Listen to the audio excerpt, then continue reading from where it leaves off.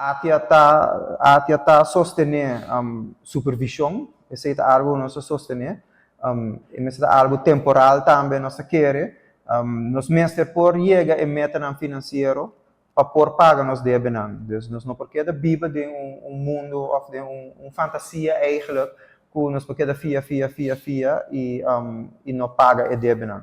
Dus esse é algo que nós está para pé, que mesmo que tem comércio, o mesmo tem finanças apropriadas, o mesmo cumpre com o débito, se você fia na banca, etc. Nós pensa que o país Aruba também é sério assim.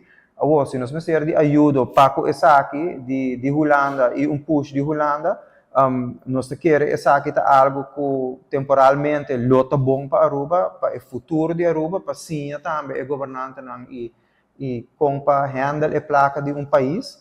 Então, isso aí nós compreender que tá importante, pero trobe a discussão ayer para nós não me subir algo político, assim nós larga para o parlamentário, não?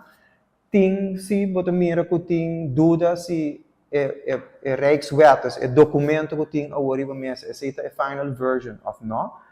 Tem aviso que agora nós vai discutir a ponto não? Agora se está up for discussion ainda, está hora para o parlamentário não sinta junto e vai chegar a documento que toda gente por agrícola, a maioria é por agrícola, que te cria draagvlak mais pisar para Aruba e por mostrar algo na Holanda que essa aqui está lo que Aruba quer.